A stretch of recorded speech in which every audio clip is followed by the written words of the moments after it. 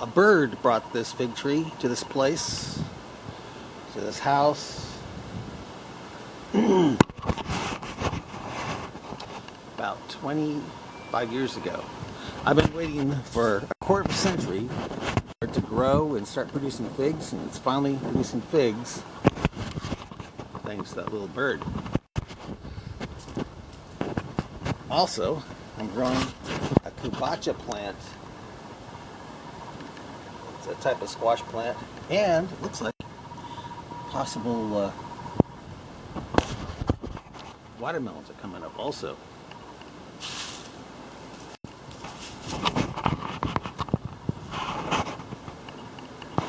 Anyway, I was going to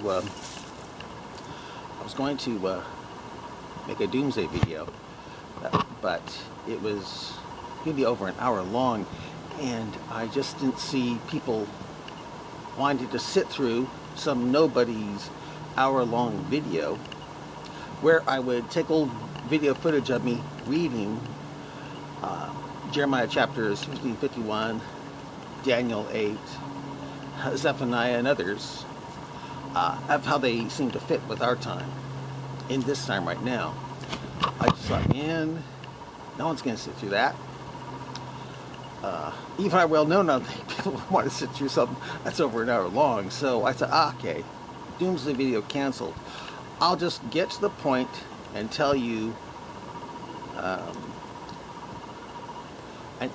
really edited version of what it's all about.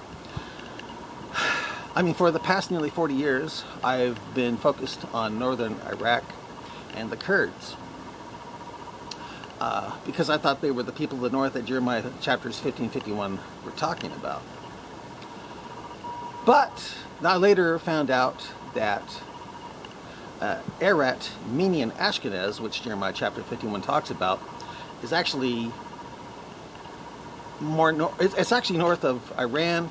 It includes eastern Turkey, where the Kurds are.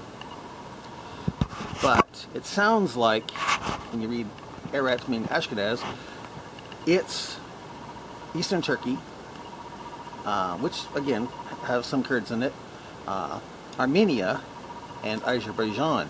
And I've heard that we are arming the Kurds to help overthrow the mullahs in Iran.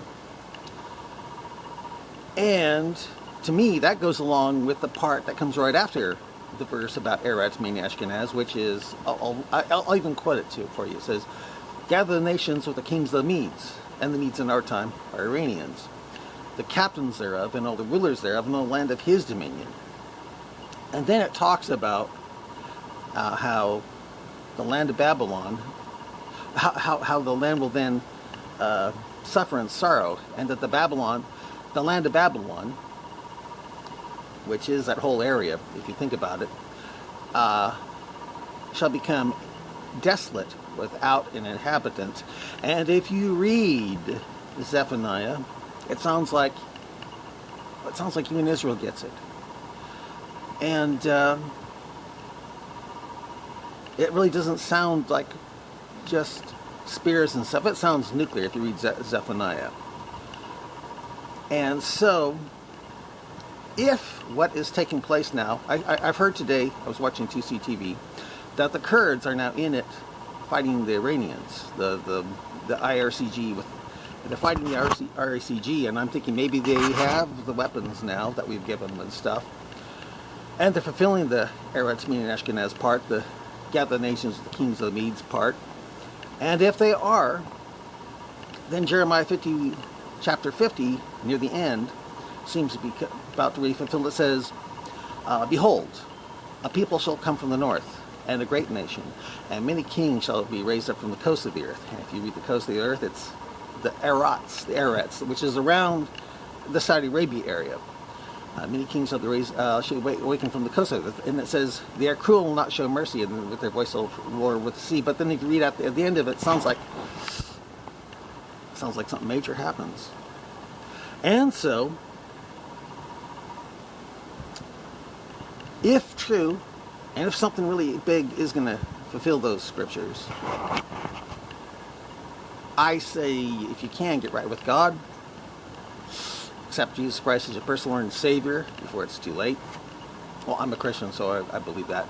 And maybe, if there's a rapture, I don't know. I have no idea if there's going to be a rapture or not. I don't even know if I would even make it if the rapture took place. But just maybe, that's a good way to escape it. I don't know. We'll see. So anyway, that's what the Doomsday video was all about. In a nutshell, and now you don't have to waste over an hour of your life sitting through something like that.